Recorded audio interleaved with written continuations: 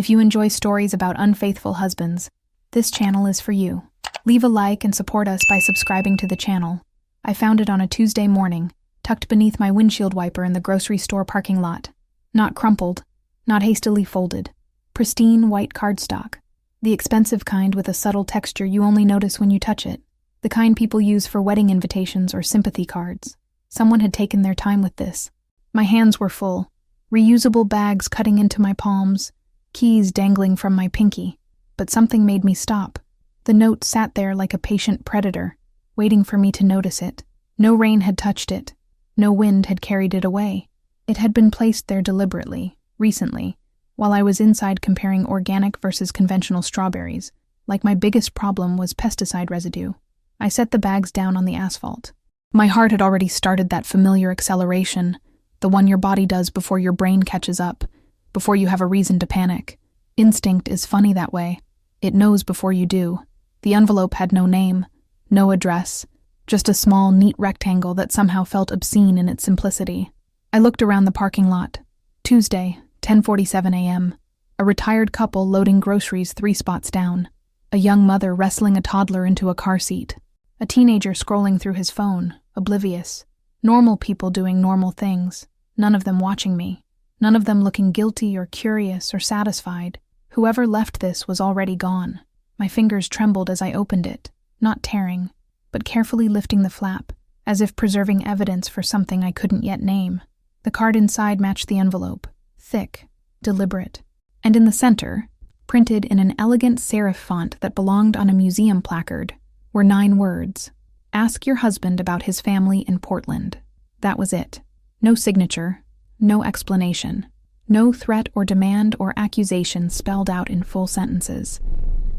Just a simple imperative, delivered with the cold precision of someone who knew exactly what bomb they were detonating. Portland. We'd never lived in Portland, never even visited together. Mark had gone there twice for work conferences, both times returning with nothing more interesting than complaints about the rain and a craft beer I'd never heard of. He'd shown me photos, the hotel lobby, his rental car, a predictably hipster coffee shop, normal business trip debris, family. The word sat in my chest like a stone. We had family, his parents in Florida, my sister in Boston, his brother in Chicago, defined, accounted for, mapped out on our mental geography of obligatory holiday visits and birthday phone calls. I read the sentence again, then again. Each time the words rearranged themselves into new configurations of dread. His family, not our family, not your family, his, in Portland. Standing there in the parking lot, groceries forgotten, I felt the first crack in the foundation of my life. Not a collapse, not yet, just a hairline fracture, thin as spider silk, nearly invisible unless you knew where to look. But I could feel it, the way you feel a tooth beginning to loosen, or the moment before a fever breaks, or the second when you realize the plane isn't turbulence bumping anymore. It's actually falling. I folded the note carefully, slipped it into my purse, and loaded my groceries into the trunk with mechanical precision. My hands had stopped shaking. That should have worried me more than the trembling had, because some part of me, some deep and ancient part that lives in the gap between suspicion and certainty, already knew. This wasn't a prank. This was the truth, finally catching up. I didn't confront him that night, or the next. Instead, I watched. Mark came home at 6:23 p.m., same as always, his tie already loosened, briefcase in one hand, phone in the other. He kissed my cheek, left side, always the left, and asked what was for dinner with the same tone he'd used for the past 8 years. Casual, comfortable, utterly convincing. Chicken piccata, I said, my voice steady, normal, while my mind catalogued everything about him like I was seeing him for the first time. The way he set his phone face down on the counter, the micro pause before he asked about my day, the slightly too bright smile. Had he always done that? Or was I only noticing now? That's the thing about suspicion. Once it enters your bloodstream, it rewrites your entire history. Every innocent moment becomes potential evidence. Every explanation sounds like a lie you were too trusting to catch. I served dinner. We ate. He told me about a client meeting, something about quarterly projections and market volatility. I nodded in the right places, laughed when he made his self-deprecating joke about forgetting his presentation remote. The performance was flawless on both sides, but I was watching his phone. It sat there between us on the table, dark and silent, like a third presence in our marriage. He used to leave it everywhere: bathroom counter, nightstand, kitchen table, with the careless confidence of someone with nothing to hide.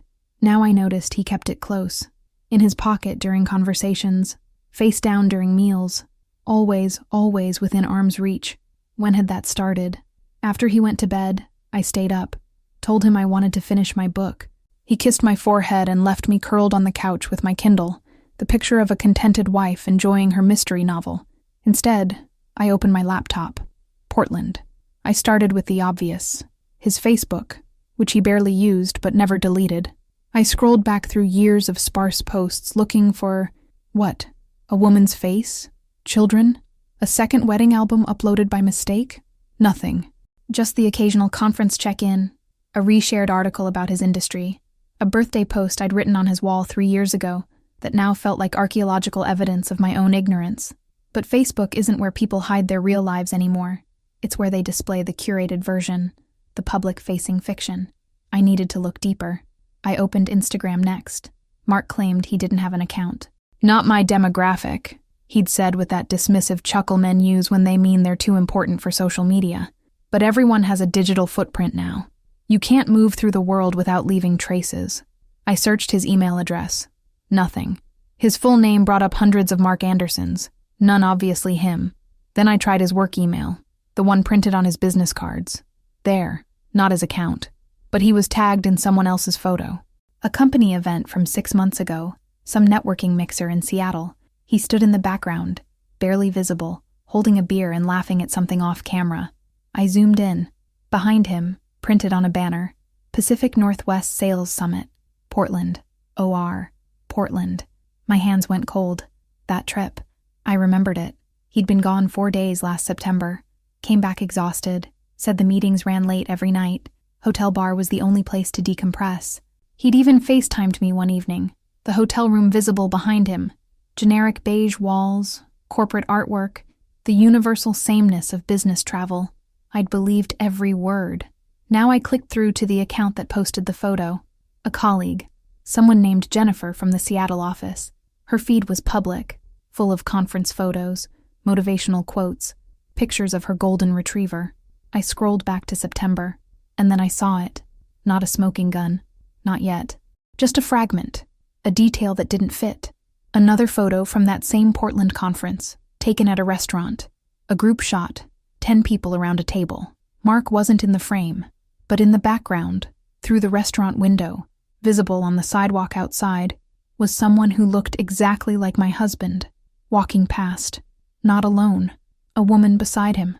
A child's hand in his. The image was blurry, backlit by streetlights, almost missable. I could have convinced myself it wasn't him. Could have explained it away as coincidence, angles, wishful identification. But I didn't, because I recognized the jacket he was wearing, the navy one with the subtle window pane pattern. I'd given it to him for Christmas 2 years ago. I took a screenshot. Then I kept scrolling. I didn't sleep that night. Couldn't.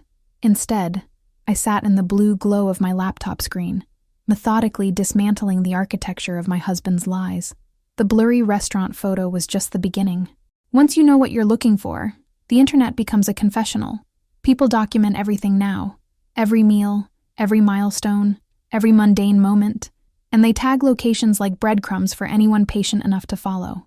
I created a fake Instagram account. Basic profile, no posts, generic name. A Jennifer Martin Tappert 2024. Then I started searching. Portland, coffee shops, parks, family-friendly restaurants. I cross-referenced dates with Mark's business trips, looking for geographical overlaps, temporal coincidences. It was detective work, the kind you see in crime dramas, except the crime was my marriage, and the victim was sitting in her living room at 3 a.m., drinking cold coffee and learning how to use reverse image search. By dawn, I'd found her. Not through Mark's accounts. He was too careful for that. But through the woman herself. Her Instagram was public. The privacy settings of someone who'd never imagined she needed to hide. Her username? Rachel Morrison PDX. Rachel. The name felt like swallowing glass. Her bio was aggressively normal. Mom of 2, coffee addict, Pacific Northwest forever. Her feed was a catalog of a life I didn't know existed. pumpkin patches in October, beach trips to Cannon Beach, weekend breakfast spreads with the caption, "Lazy Sunday mornings hit different," and children, 2 of them. A boy who looked about 6, a girl, maybe 4, both with Mark's eyes. I sat there, frozen, staring at a photo posted 3 weeks ago, a family selfie taken at what looked like a street fair, Rachel in the center, smiling wide, holding up a funnel cake, the little girl on her hip, the boy beside them, grinning with powdered sugar on his cheek, and behind them, slightly out of focus but unmistakable, was Mark's hand on Rachel's shoulder. The caption, "Fall Festival with my favorite people." I zoomed in until the pixels fractured, studied every detail, the way his thumb curved over her collarbone, casual and possessive, the matching wedding bands on their fingers, not the simple gold one I'd chosen for him, but something else, something newer. I scrolled back through her feed. Months, years. Christmas morning, 2023. The boy opening presents, Mark's legs visible in the background, still in pajamas. 4th of July, 2023. Fireworks reflected in the girl's delighted face, Mark holding her up to see better. Birthday party, May 2023. A homemade cake with "Happy 5th Birthday, Ethan," in shaky blue frosting, Mark's arm around the boy's shoulders. Easter, 2022. The 4 of them dressed in pastels, standing in front of a church. The church. I clicked on the location tag. St. Matthew's Episcopal, Northeast Portland. I opened a new tab, searched their website, found their photo directory, and there they were, listed under parish families. The Morrison-Anderson family, Rachel, Mark, Ethan, and Sophie. Morrison-Anderson. He'd hyphenated his name. With her. Built a second identity so complete it had its own church directory photo, the kind families order in bulk to send as Christmas cards. I felt something crack inside my chest, not my heart breaking. That was too clean, too poetic. This was structural, like the moment a building decides to collapse, when the weight finally exceeds what the foundation can bear. But I didn't scream, didn't throw the laptop across the room, didn't run upstairs and demand answers from the man sleeping peacefully in our bed, the man who'd kissed me goodbye that morning and reminded me to pick up his dry cleaning. Instead, I took screenshots, dozens of them, methodically documenting every photo, every caption, every comment. I saved them to a cloud drive Mark didn't know existed, created a folder labeled Tax Documents 2024 because he never looked at financial files. Then I opened a new document and started making a list. Evidence collected, timeline established, pattern confirmed. Next steps, legal consultation, separate bank account, exit strategy. I wrote it all down with the clinical detachment of someone planning a corporate merger, not the dissolution of a marriage, because rage is a liability. Emotion is a weakness, and I needed to be surgical about this. Mark had spent years building his double life with precision and patience. I would dismantle it the same way, carefully, quietly, completely, and he wouldn't see it coming until it was far too late. I gave myself 72 hours, 3 days to build my fortress before I detonated his world. On Wednesday morning, while Mark showered and hummed off key like a man without a care in the world, I called my sister from the car, told her everything in a single controlled monologue. She didn't interrupt, didn't gasp or cry or offer platitudes, just listened, then said, "What do you need?" "A witness. Friday night, 6 o'clock. I'll be there." Thursday, I met with Amanda Reeves, the attorney my colleague had recommended after her own divorce. Amanda's office was deliberate in its minimalism. Glass desk, leather chairs, 0 family photos. She reviewed my documentation with the efficiency of someone who'd seen this exact scenario too many times to be shocked anymore. "This is thorough," she said, scrolling through the screenshots on my tablet. "Almost forensically so." "I'm a project manager," I replied. "I know how to build a case." She looked up at me then, something like respect in her eyes. "Most people come to me emotional, crying. You're focused. That'll serve you well." She printed forms, explained asset protection, discussed timelines. We scheduled a follow-up for Monday. By the time I left, I had a legal strategy and a separate bank account Mark would discover only when the papers were served. I spent Thursday evening transferring exactly half of our savings. Not $1 more, not $1 less. Fair, defensible, beyond reproach. Friday morning I went to work, attended meetings, responded to emails, laughed at my coworker's joke about the broken coffee machine. Normal, controlled, the same woman I'd been on Monday, Except now I was made of something harder, something refined by the fire of the last 4 days. Mark texted at 2:37 p.m. "Dinner tonight? That Italian place you like?" I stared at the message, wondered if Rachel knew he was making date plans with me, wondered if he'd scheduled this around her, around Ethan's soccer practice or Sophie's bedtime routine. I replied, "Actually, I made dinner. 6:30. Can you be home on time?" "Of course. Love you." 3 words. Automatic. Meaningless. The verbal equivalent of muscle memory. I didn't respond.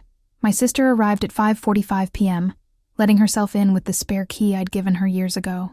She found me in the kitchen, arranging printed photographs on the dining room table with the precision of a museum curator.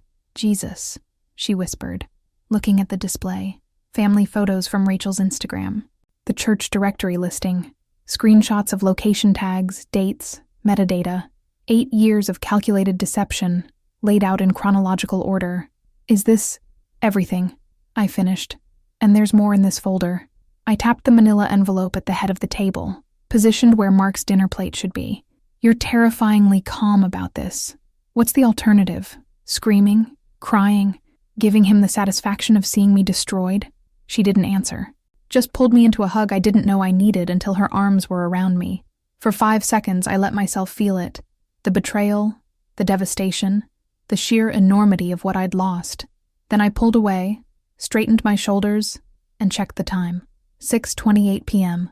I heard his car in the driveway, the familiar sound of his key in the lock, his footsteps in the hallway, confident and unsuspecting.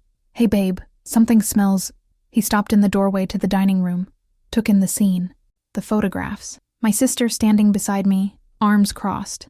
My expression, which must have finally shown him what I'd been hiding all week. "What's going on?" His voice had that careful quality, the tone of someone who knows the ice is cracking, but doesn't want to acknowledge the sound. "Sit down, Mark," I said quietly. "I don't understand." "Sit down." He did, slowly, his eyes scanning the table, trying to assess the damage, calculate his defense. I watched him recognize the church photo, saw the exact moment the color drained from his face. "I'm going to ask you one question," I said, my voice steady as a surgeon's hand. "And I need you to understand that I already know the answer. This isn't about information. It's about whether you're capable of honesty even now." His jaw worked. No words came out. "Who is Rachel Morrison?" The silence that followed was the loudest sound I'd ever heard. Mark tried 3 different strategies in the span of 10 minutes. First came denial. "I don't know what you think you found, but..." I slid the church directory photo across the table. He went silent. Then came minimization. "It's complicated. You don't understand the whole situation." I placed the screenshot of him holding Sophie at the 4th of July fireworks in front of him. His hand trembled as he picked it up. Finally, he tried negotiation. "Please, let me explain. We can work through this. I made mistakes, but we can..." "Stop." I said it quietly, but he flinched like I'd shouted. "I'm not here for your explanations. I'm here to tell you what happens next." His face had gone gray, the color of someone realizing the ground beneath them has already disappeared. My sister stood silent in the corner, a witness to his unraveling. "You have 2 families," I continued, my voice clinical. "One in Portland, one here. You've maintained this for at least 6 years, possibly longer. You married Rachel, or told her you did, while still married to me. That's bigamy in this state. A felony. I never legally..." He started, then stopped, realizing he was incriminating himself further. "Your daughter Sophie just turned 4, which means Rachel was pregnant while you were still sleeping in my bed, still taking me to anniversary dinners, still signing our tax returns as a faithful husband." Each fact landed like a chess piece I'd been positioning for days. He couldn't meet my eyes anymore. "Here's what you're going to do," I said, opening the manila envelope. "You're going to sign this post-nuptial agreement my attorney prepared. You're going to give me the house, half the investment accounts, and your share of my mother's inheritance that we co-mingled in our joint account. You're going to do this quietly, quickly, and without contest. That's almost everything. Or," I continued, my voice never rising above conversational, "I send this entire folder to your employer's HR department, and to Rachel, and to the parishioners at St. Matthew's Episcopal Church who think you're a devoted family man, and to every single person tagged in the photos on your LinkedIn profile." I watched him calculate, watched him realize I wasn't bluffing. that the woman sitting across from him wasn't the one he'd married, or rather, she was, but forged into something he'd never anticipated. "You lied to me for years," I said, "but you also lied to Rachel, to Ethan and Sophie. You built 2 families on a foundation of deception, and when it collapses, and it will, those children will be the ones who suffer most. Not because of what I expose, because of what you did. I love them," he whispered. "All of you. You loved the idea of 2 lives. The freedom of being whoever you wanted, wherever you were. But love doesn't divide someone in half and leave them both with nothing real." My sister handed me a pen. I placed it in front of Mark. "Sign, now, or I make the calls before you leave this room." He signed.